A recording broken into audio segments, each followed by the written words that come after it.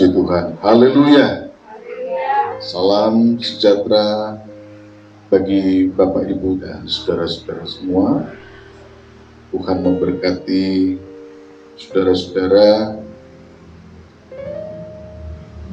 dan kita bersyukur kepada Tuhan karena pagi ini saudara dan saya bisa berkumpul kembali di rumah Tuhan di bulan terakhir di tahun 2022.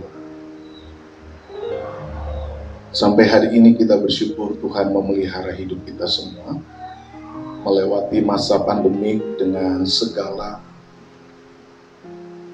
implikasi ataupun akibat-akibat yang kita alami dan mungkin juga dialami oleh banyak orang. Namun kita masih bisa berkata terima kasih Tuhan dimampukan untuk sampai menikmati hidup kita hari ini.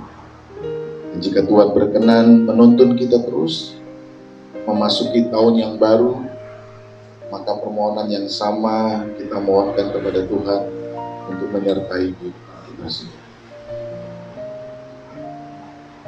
Di awal bulan Desember, di tengah-tengah perayaan Advent ataupun peristiwa menyambut masa Natal, saya ajak saudara juga untuk belajar dari beberapa kisah di seputar Natal, namun juga masih melihat kesinambungan dengan apa yang kita sudah bahas beberapa minggu ini terkait tentang mentalitas kehidupan hamba Tuhan.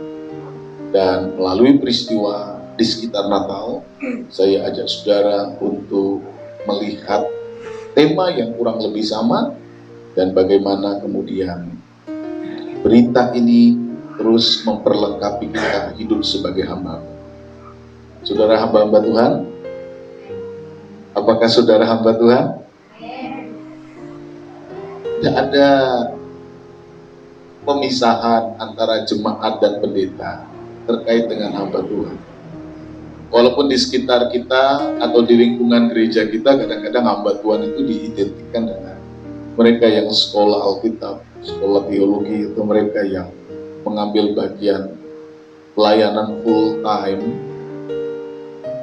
di dalam pelayanan kepada Tuhan. Tapi kalau kita berbicara hamba Tuhan, sebenarnya itu bicara tentang eksistensi kita sebagai orang percaya,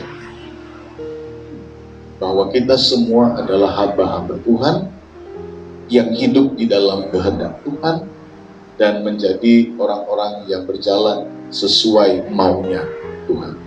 Dan pagi ini kita akan belajar dari Maria, dari Injil Lukas pasal 1 ayat yang ke-38. Injil Lukas pasal 1 ayat yang ke-38. Demikian pembacaan firman Tuhan. Kata Maria, sesungguhnya aku ini adalah hamba Tuhan. Jadilah padaku menurut perkataanmu itu. Lalu malaikat itu meninggalkan dia. Bapak, Ibu, dan saudara yang dikasihi Tuhan Yesus Kristus, Natal itu adalah kisah keselamatan yang kita temukan di dalam Alkitab. Dan salah satu peran yang terlihat di dalam peristiwa Natal, peran itu dihubungkan dengan kehidupan seorang perempuan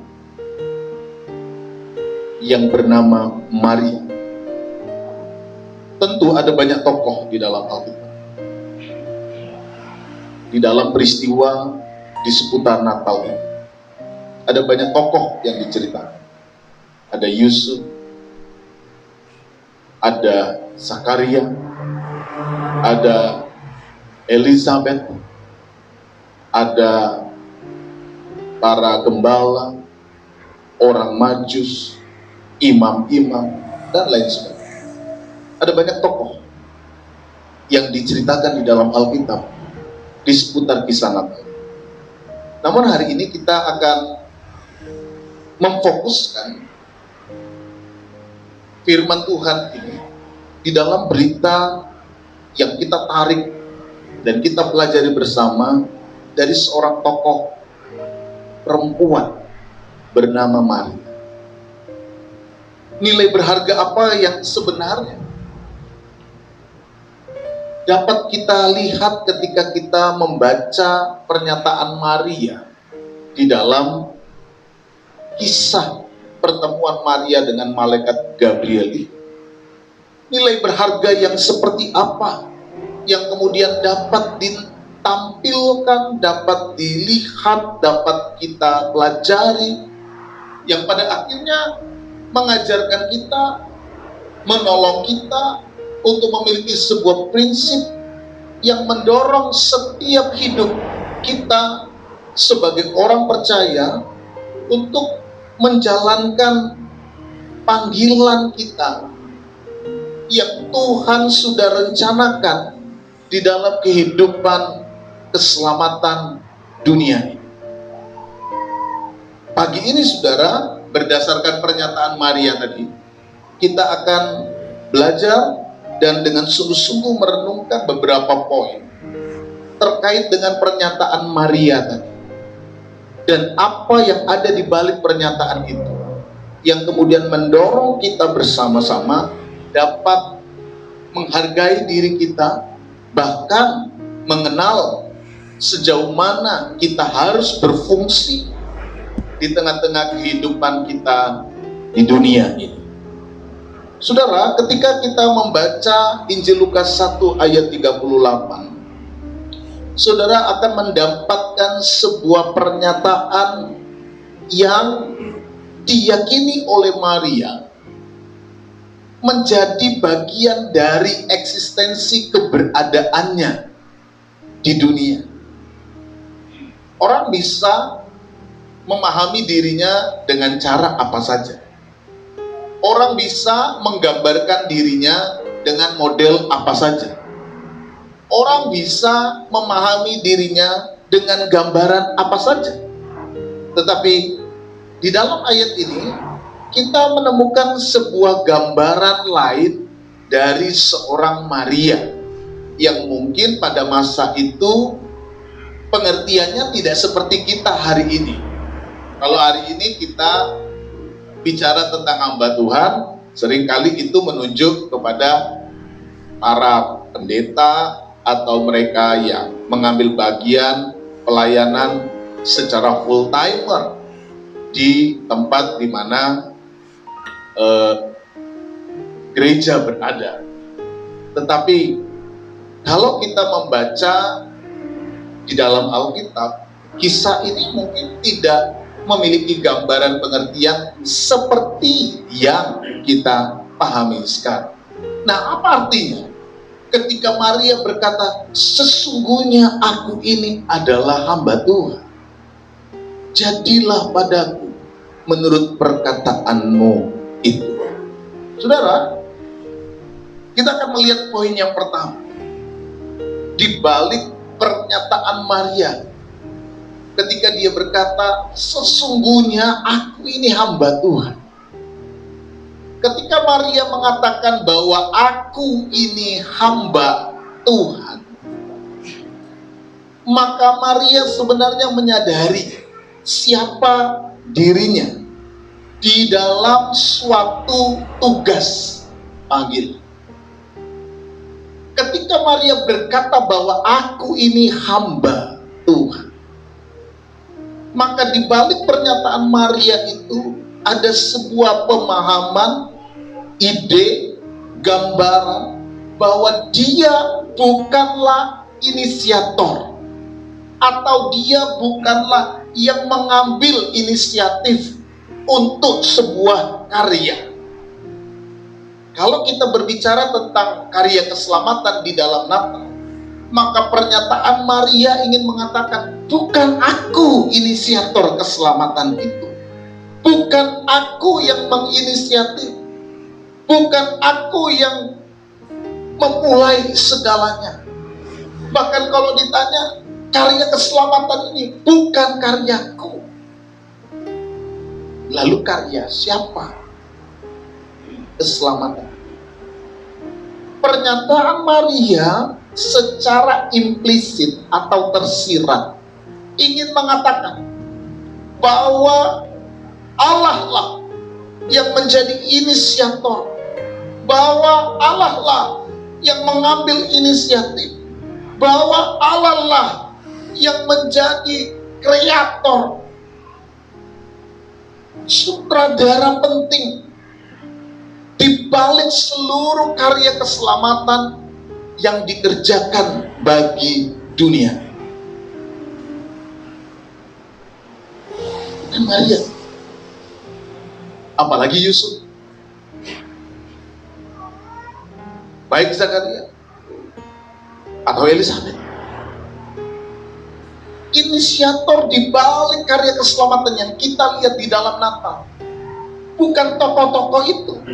Walaupun mereka adalah orang-orang yang dipanggil Allah untuk terlibat di dalam karya keselamatan, tetapi inisiator penting di balik keselamatan yang justru kadang-kadang tak terlihat adalah Allah.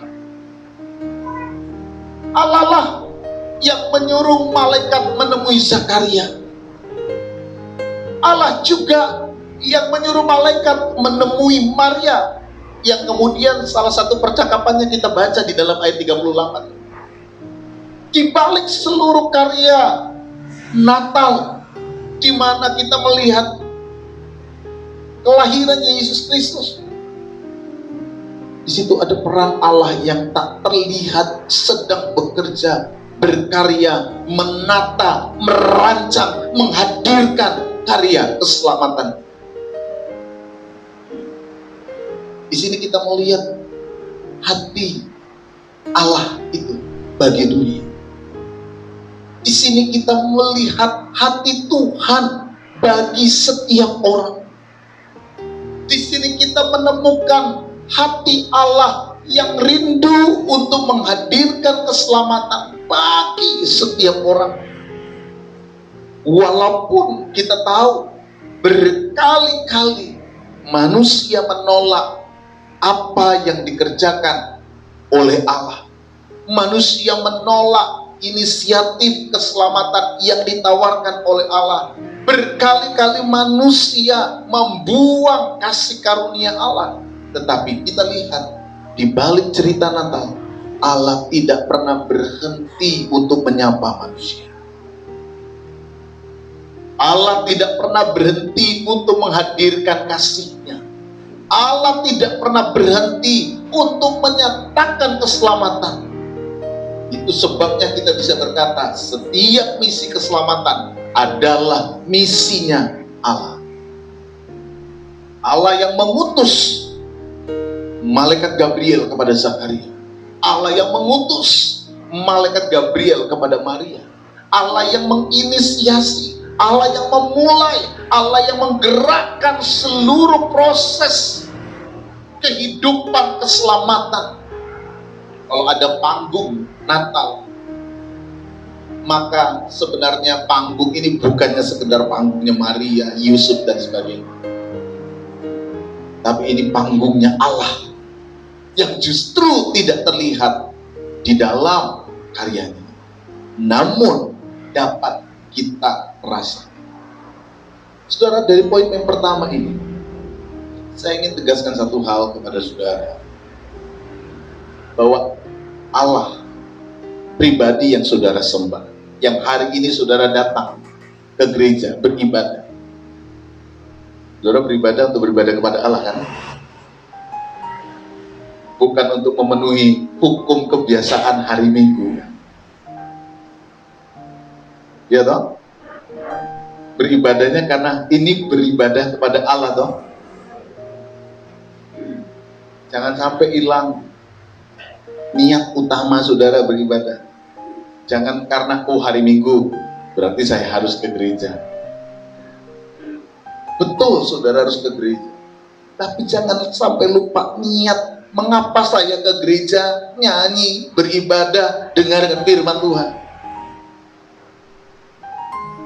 Yang utamanya adalah karena Anda ingin bertemu Allah. Kalau yang lain itu sampingan. Bisa ketemu dengan saudara, bisa ketemu dengan keluarga-keluarga di jemaat dan lain sebagainya. Tapi yang paling pertama saudara harus taruh dalam hatimu ketika kau bangun pagi, pergi ke gereja, karena saya mau bertemu dengan Allah. Allah yang mana? Allah yang senantiasa memiliki inisiatif dan semangat untuk menyelamatkan saya. Peristiwa Natal ini menunjukkan Allah tidak pernah berhenti menyelamatkan kehidupan umatnya. Allah tidak pernah berhenti untuk menawarkan kasih karunia kepada umat. Kalau kita manusia bisa capek menawarkan kebaikan, apalagi udah dikeselin, ya enggak? Betul enggak? Apalagi kalau saudara udah dikeselin berkali-kali melakukan yang baik, balasannya cuma ngeselin, berhenti enggak ya saudara? Berhenti enggak? Jujur, saya aja punya niat mau berhenti kalau misalnya nolongin orang, malah kita yang dikeselin. Ngapain? Manusia kita gitu kan? Manusia kita gitu. Apalagi kemudian kalau hati saudara terluka dan ditolongin, bukan terima kasih, malah ngeselin, bisa muncul peristiwa. Walaupun kita berjuang untuk tidak seperti itu. Tapi bagaimana caranya berjuang untuk tidak seperti itu? Alkitab tunjukkan, saudara punya Tuhan yang tidak pernah berhenti untuk menyapa, untuk menghadirkan lagi keselamatan, untuk menawarkan lagi kebaikannya. Walau berkali-kali sudah ditolak, namun peristiwa Natal menunjukkan kesekian kalinya Allah hadirkan keselamatan itu. Dan Natal itu puncak dari segala yang dapat dikerjakan Allah. Mengapa? Karena dia tidak lagi utus orang, dia tidak lagi utus hamba-hambanya, tapi dia hadirkan dirinya apa adanya, dengan segala kerendahan hatinya, dengan segala hal yang paling hina dia lakukan. Artinya apa? Tuhan tidak pernah berhenti mengasihi saudara. Kalau hari ini saudara merasa hidupmu susah, menghadapi pergumulan yang tidak berhenti-henti, dan seakan-akan saudara sendiri, saudara kehilangan pengharapan, kok rasanya membangun hidup, menata hidup kok berat, memulai segala yang kita rencanakan kok susah, berkali-kali saya gagal. Saya ingatkan saudara pagi ini, sekalipun kau berkali-kali gagal, namun ada satu pribadi yang tidak akan pernah menyesal untuk senantiasa berkali-kali juga menolong saudara. Sekalipun Anda berkali-kali gagal dan merasa sudah gagal dan merasa tak berdaya, ada satu pribadi yang juga tidak akan pernah bosan untuk menolong saudara, yaitu Allah. Dia tidak pernah bosan. Dia tidak pernah berhenti untuk menolong saudara. Dia tidak pernah membiarkan saudara untuk terlunta-lunta terus. Tidak selamanya kegelapan itu akan diam. Tidak selamanya bangsa yang berjalan kegelapan itu akan ada di dalam keterhimpitan. Ada waktunya Allah menyatakan terangnya. Kitab Yesaya. Apa yang dikatakan oleh Maria ini secara implisit atau tersirat, ini menunjukkan bahwa Natal, keselamatan bukan bukan karyaku, aku ini hanya hamba. Di balik semua ini ada satu pribadi yang tidak pernah berhenti untuk menyatakan kasih, tidak pernah berhenti untuk menyatakan pertolongan, tidak pernah berhenti untuk menyatakan karyanya, yaitu Allah Bapa kita di surga. Dia tidak pernah berhenti untuk menatap saudara, untuk melihat pergumulan saudara, untuk melihat seberapa berat tantangan yang hidup saudara hadapi. Dia selalu rindu untuk memberikan kekuatan kepada saudara. Inilah Natal. Dia selalu rindu untuk menyatakan kasihnya kepada saudara. Kita boleh capek, kita boleh lelah, kita boleh tak berdaya menjalani hidup-hidup kita hari ini, menjalani berbagai pergumulan hidup kita hari ini. Dan mungkin kita rasanya sudah tidak mampu menghadapi itu semua. Tetapi ketika engkau ada di dalam sebuah perasaan ketidakmampuan, Alkitab ingin katakan, ada Allah yang mampu, yang tidak hanya mampu, tapi dia juga tidak pernah menyerah untuk menghadirkan keselamatan. Saudara punya pendamping, saudara punya kekasih, saudara punya sahabat, saudara punya bapak, saudara punya ibu yang tidak pernah berhenti untuk menolong saudara, yaitu Allah. Dialah Allah yang senantiasa mengasihi. Apapun tantangan yang mungkin kita akan hadapi ke depan, saya berharap berita ini menjadi berita yang menguatkan kita semua. Aku bisa lemah, tapi Tuhan tidak pernah lemah untuk menolong saya. Aku bisa tak berdaya, tapi aku punya Tuhan yang selalu berdaya dan tidak pernah mau meninggalkan saya. Miliki optimisme melalui berita Natal, bahwa di balik seluruh karya kehidupan dunia ini ada satu pribadi yang tidak pernah berhenti untuk bekerja, memperhatikan saudara, mulai saudara bangun pagi sampai saudara tutup mata di malam hari. Kelihatannya dia tidak ngapa-ngapain, tapi di balik seluruh pergerakan saudara, di balik seluruh pergerakan dunia ini, dia sebenarnya turut bekerja. Dialah yang menyuruh Gabriel ke sana. Dialah yang menyuruh Gabriel ke sana. Dialah yang menghadirkan Gabriel ke Zakaria. Dialah yang menghadirkan Gabriel ke Maria. Siapa dia? Apakah Gabriel berjalan sendiri? Enggak. Gabriel berjalan ke Zakaria, menemui Zakaria, menyampaikan berita bahwa dia akan memiliki seorang anak yang diberi nama Yohanes Pembaptis. Dia juga yang memberikan kabar kepada Maria bahwa Maria akan melahirkan seorang anak dan memberi dia nama Yesus. Siapa aktor intelektualnya? Allah. Kenapa dia melakukan itu? Karena dia mengasihi. Dia ingin menghadirkan keselamatan. Jangan katakan bahwa Allah meninggalkan saudara. Kalau kita yang meninggalkan Tuhan, ya sering. Tapi apakah Tuhan selalu meninggalkan saudara? Tuhan punya hati buat saudara. Tuhan punya hati buat saudara untuk menyelamatkan hidup. Maka sebagai orang yang tahu berterima kasih kepada Tuhan, layanilah Tuhan dengan sungguh. Beribadahlah dengan sungguh. Lakukanlah firman-Nya dengan sungguh. Karena saudara punya pribadi Allah yang sungguh-sungguh mengasihi saudara. Ini yang pertama kita lihat dari pernyataan Maria ketika dia berkata, aku ini hamba. Yang kedua saudara, pernyataan Maria ketika Maria berkata bahwa aku ini hamba Tuhan, menunjukkan bahwa Allah yang berkarya tadi adalah Allah yang tidak ingin bekerja sendiri bagi karya keselamatan dunia.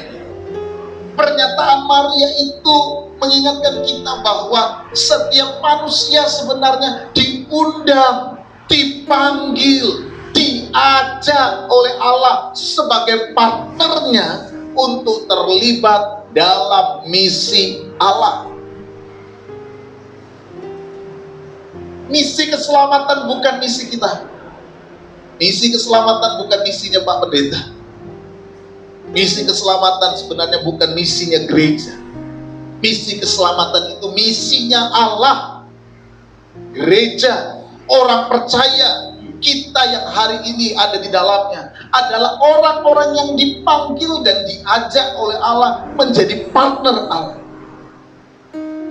Zakaria, Elizabeth, Maria, Yusuf, Gembala, dan sebagainya adalah pribadi-pribadi yang dipanggil, diajak oleh Allah, bersama-sama menjadi partnernya untuk terlibat di dalam misi.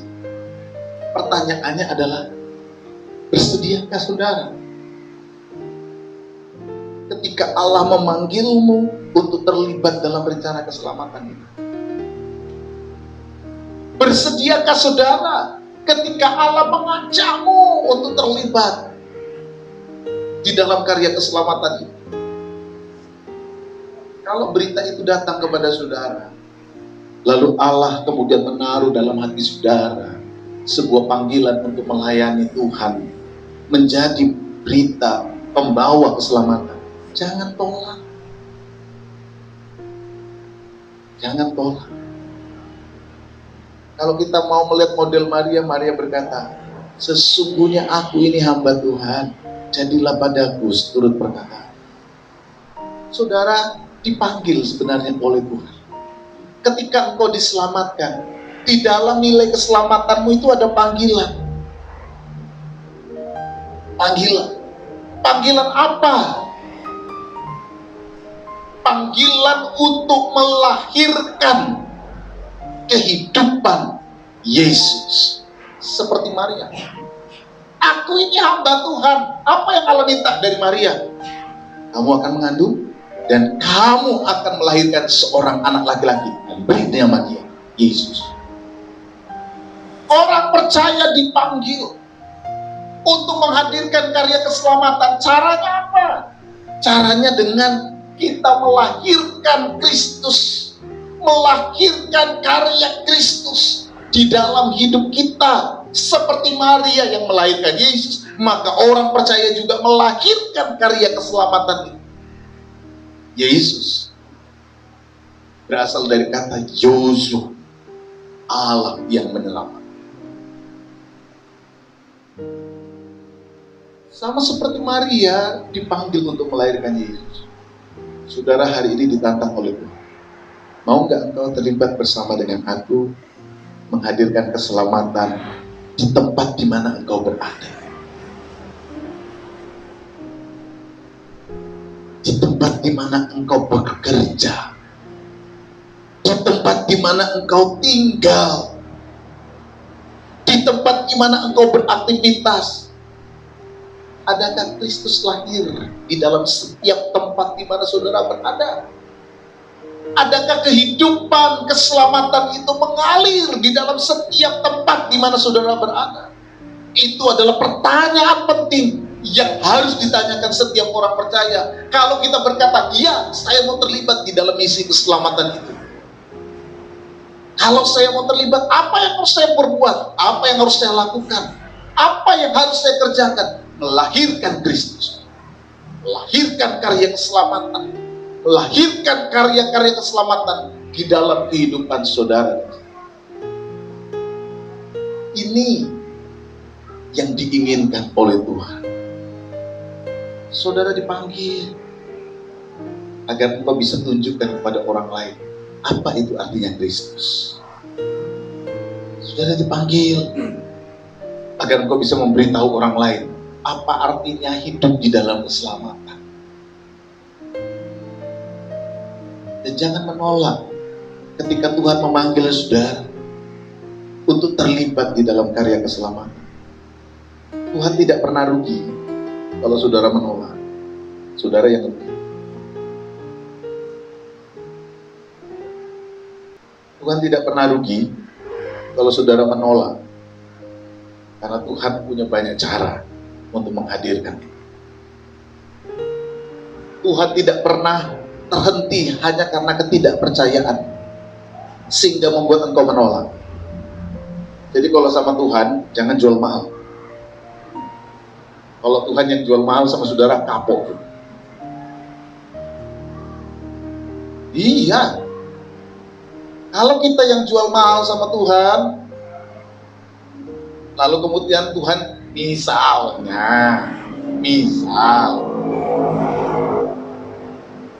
kalau saya menggambarkan Tuhan itu seperti saya, lalu kemudian Tuhan juga jual mahal, maka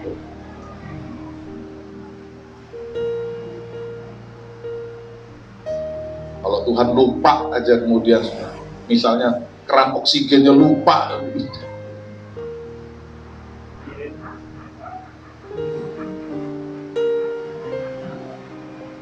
saya pernah ngerasain oksigen udah mau habis, tuh telepon susternya, sus oksigennya udah mau habis ini. Ya Pak, masih lama itu. Masih lama gimana? Itu jarumnya udah mentok gitu. Saya takut nanti saya tidak bisa napas. Waktu saya dirawat hampir 12 hari. Di situ baru tahu rasanya. Gitu kalau orang tidak punya napas dia. Mau jalan pun tidak bisa. Selama ini kita santai-santai aja. Ya kan? Selama ini kita nikmat-nikmat saja. Melakukan dosa pun sambil bernapas. Lupa kalau napasnya itu napas yang Tuhan berikan, dipakai untuk melakukan yang tidak benar, dipakai untuk melakukan yang tidak sesuai kehendak Tuhan. Tapi kalau kau sudah terbaring, lihat betapa oksigen itu udah mentok. Kalau habis itu gimana ya? Habis gimana ya? Berpikir betapa berharganya. Nah kalau Tuhan jual mahal, lalu lupa itu keran oksigennya, saudara bangun pagi. Keluarga saya itu rata-rata pecinta oksigen, karena sering ngalami sesek karena alergi. Jadi saya udah sering lihat betapa susahnya kalau oksigen itu tidak lancar, baik Levi maupun Sean. Kalau alerginya kambuh, asmanya muncul, susah mau nafas. Atau mamanya kalau misalnya lagi sesek, itu sakit. Tapi paling tidak melihat situasi itu, betapa berharganya nafas itu, betapa berharganya. Nah, kalau Tuhan panggil kemudian kita jual mahal, merasa bahwa, saya katakan saudara, Tuhan tidak rugi. Tuhan tidak rugi. Tuhan tetap bisa lakukan karya keselamatan itu kepada kita. Kita justru bersyukur kalau Tuhan beri kita kesempatan berpartner dengan Dia. Apa saudara senang saudara berpartner dengan setan? Betapa bahagianya ketika kita diberi kesempatan berpartner dengan Allah. Kita bisa melihat karya Allah. Kita bisa melihat anugerah Allah. Dan kalau saudara dipanggil Allah untuk berpartner dengannya, Allah itu pasti akan memperlengkapi saudara. Maria ketika diberi tanggung jawab diperlengkapi Tuhan. Hai engkau karunia, hai engkau Maria yang dikaruniai Allah. Tapi kalau kita jual mahal, Tuhan tidak rugi, yang rugi kita. Ketika Zakaria dibilang oleh Tuhan, kamu akan punya anak, doamu terjawab. Zakaria seakan-akan muncul ketidakpercayaan. Lalu malaikat Gabrielnya mungkin agak kesel. Karena kamu tidak percaya, bisu kan Zakaria, sampai lahirnya Yohanes. Biar tidak usah ngomong. Kamu tidak perlu ngomong ke orang kalau kamu sudah melihat karya Tuhan. Karena kamu tidak percaya kok. Tapi rencana Tuhan tetap. Elizabeth akan mengandung. Kamu akan melahirkan seorang anak laki-laki. Elizabeth akan melahirkan seorang anak laki-laki. Kamu akan punya. Tapi Tuhan tidak pakai mulutnya Zakaria. Karena dia tidak percaya. Kalau kita tidak percaya lalu kemudian kita menolak untuk berpartner dengan Allah, Tuhan tidak rugi. Rencana Tuhan bisa tetap kerja. Kita yang rugi Tidak punya kesempatan melihat karya Allah di dalam kehidupan kita. Teks Maria muncul dengan sebuah pernyataan, aku ini hamba-Mu, jadilah padaku sesuai dengan Dia. Kalau saudara dipanggil Tuhan, dan di dalam hatimu ada satu gerakan untuk tetap melayani dan menghadirkan keselamatan, mari terlibatlah dengan sukacita untuk menjadi agen Tuhan yang membawa keselamatan bagi orang lain, yang menghadirkan keselamatan bagi banyak orang. Terlibatlah, jangan jual mahal, terlibatlah. Hadirkan itu di dalam hidup di mana saudara berada. Tunjukkan bahwa saudara memiliki keselamatan dari Allah. Hadirkanlah keselamatan lewat perkataan, lewat perbuatan, lewat pikiran, lewat sikap, lewat apa saja yang membawa pengalaman kenyataan keselamatan itu dapat dirasakan. Karena menjadi agen keselamatan itu tidak harus saudara khotbah, enggak. Karena nilai keselamatan itu luas. Saya berkali-kali sampaikan kepada saudara, nilai keselamatan itu luas. Tidak hanya persoalan keselamatan rohani, tapi keselamatan dalam arti relasi, keselamatan di dalam arti kehidupan yang benar, keselamatan di dalam arti kesejahteraan ekonomi, di mana ketika saudara bisa menolong orang lain, saudara sedang menghadirkan keselamatan itu. Ini nilai keselamatan. Dan untuk menghadirkan keselamatan itu, saudara bisa lakukan sesuai kapasitasmu masing-masing. Jangan berhenti untuk menghadirkan misi keselamatan, karena Tuhan juga tidak pernah berhenti untuk melakukannya. Jadi kalau engkau hamba Tuhan, anak Tuhan, jangan pernah berhenti untuk menghadirkan keselamatan. Jangan hanya berhenti pada dirimu sendiri. Mari berbuat sesuatu, lakukan sesuatu. Karena Allah memanggil agar saudara menghadirkan keselamatan. Saudara tidak akan rugi ketika saudara mau melakukan sesuatu untuk Tuhan. Saudara tidak akan rugi. Seringkali kita itu tidak mau karena kita merasa nanti saya rugi, atau saya capek, atau saya lelah. Kalau saudara lakukan sesuatu untuk Tuhan, saudara tidak akan rugi. Saudara akan diperlengkapi oleh Tuhan. Saudara akan diperlengkapi oleh Tuhan.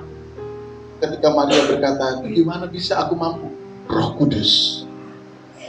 Roh Kudus yang akan memampukan. Jadi kalau Tuhan meminta saudara untuk terlibat, untuk melakukan sesuatu, dan saudara mau berdoa, Tuhan aku mau melakukan sesuatu, Tuhan akan melengkapi saudara. Itu yang saya alami. Saya sampaikan kepada saudara, yang penting pertama itu saudara punya niat enggak untuk melakukan. Kalau kau punya niat, Tuhan akan buka jalan untuk seluruh karya-karya keselamatan itu dapat bekerja. Tapi apakah itu ada dalam diri kita? Nah itu. Kalau itu ada, Tuhan siapkan itu semua untuk saudara berkarya. Kalau itu ada, Tuhan akan perlengkapi saudara. Kita tidak mampu memang untuk melakukannya. Maria juga nggak mampu. Maria seorang gadis kecil umur sekitar 14 atau 16 tahun. Ketika harus melaksanakan sebuah karya yang besar, dia berkata, bagaimana mungkin? Gabriel berkata, Roh Kudus yang akan memungkinkan. Roh Kudus yang akan turun atas kamu. Dia akan memperlengkapi. Murid-murid juga berkata, bagaimana mungkin aku bisa menjadi saksi di dalam Kisah Rasul pasal yang pertama. Yesus katakan, Roh Kudus yang akan menolong kamu. Mintalah kuasa dari tempat yang tinggi. Dia akan memampukan kamu menjadi saksi. Kalau saudara pun merasa tidak mampu, minta untuk Roh Kudus berkarya atas hidup. Roh Kudus yang akan memampukan kehidupan saudara. Jadi yang kedua, setiap manusia, setiap kita adalah pribadi yang dipanggil, diajak sebagai partner untuk terlibat dalam misi. Ingat, ini bukan misi kita. Jadi kredit, kemuliaan hanya diberikan kepada Tuhan. Bukan misi kita, misi Allah. Tapi kita diundang untuk terlibat. Yang ketiga, saudara, yang terakhir, misi keselamatan Allah hanya dapat kita kerjakan ketika kita atau setiap orang percaya memaknai nilai kehamba Tuhanannya dengan sebaik-baiknya. Maria pada akhirnya dapat sungguh-sungguh melaksanakan panggilan pelayanannya karena Maria memiliki satu prinsip yang dia taruh di dalam hatinya. Aku ini hamba Tuhan. Maria dapat melaksanakan sebuah karya yang begitu luar biasa dan menantang. Dan ia dapat kerjakan itu karena di dalam diri Maria ada satu prinsip yang selama ini sudah kita bahas. Hamba Tuhan. Aku ini hamba Tuhan. Maria sungguh-sungguh mengenal siapa dirinya. Dan ini yang penting untuk kita taruh dalam hati kita. Siapa diri kita ini?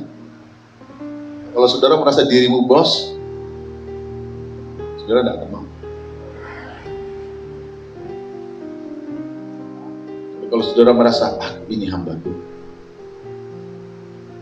saudara mengenal bahwa jati dirimu yang sebenarnya ini adalah hamba Tuhan, maka ada panggilan, ada tindakan yang menyertai pemahaman diri. Makanya misi keselamatan bisa kita lakukan kalau kita punya prinsip apa? Aku ini hamba Tuhan. Seorang hamba Tuhan tidak lagi pusing sejauh mana sukses atau tidaknya sebuah karya itu. Tidak pusing. Dan itu saya taruh dalam hati saya. Sebagai seorang hamba Tuhan, saya tidak akan pikir sukses atau tidaknya nanti. Gimana ya? Nanti pelayanan saya sukses enggak? Bisa enggak? Kira-kira bagaimana ya? Dalam artian seakan-akan misi itu misi saya. Kalau kita hamba Tuhan, kita tidak berpikir begitu. Karena kalau kita berpikir begitu, seakan-akan kita ini inisiator. Itu misi saya. Kalau saya gagal, saya malu. Kalau saya gagal, saya ini gimana dong? Seorang hamba Tuhan tidak lagi berpikir sukses atau tidaknya. Yang ia pikirkan adalah bagaimana saya bertanggung jawab mengkonfirmasi keterlibatan kita dalam ketaatan yang sungguh untuk melakukan kehendak Allah. Ini yang paling penting.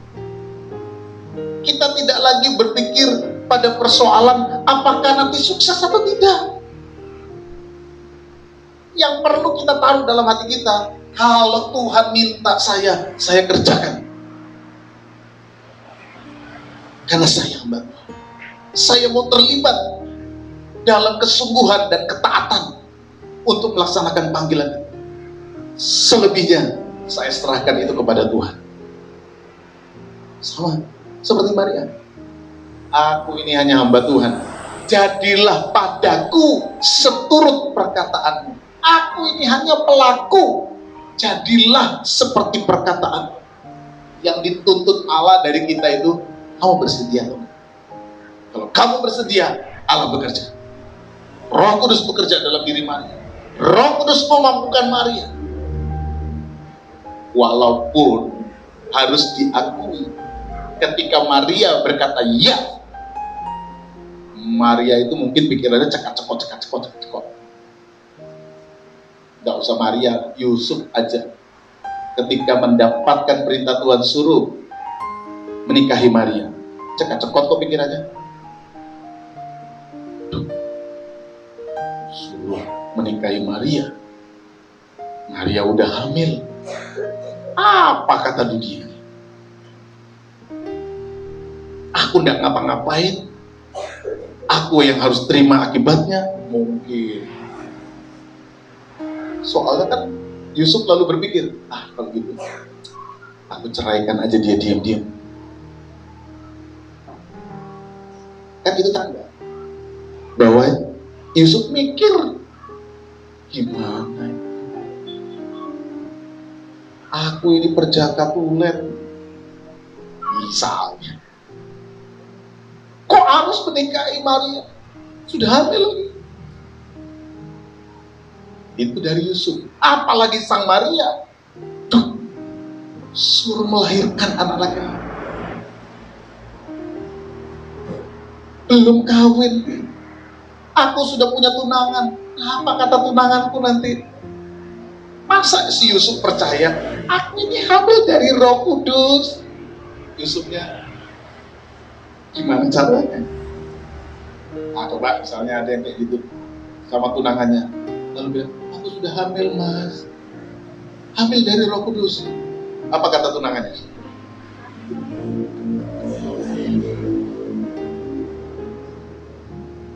Pasti ada kebingungan berat di dalam diri Maria mengambil konsekuensi. Sekalipun itu bukan misinya, tetapi ketika dia terlibat, konsekuensinya besar. Mungkin itu juga yang ada dalam benak kita.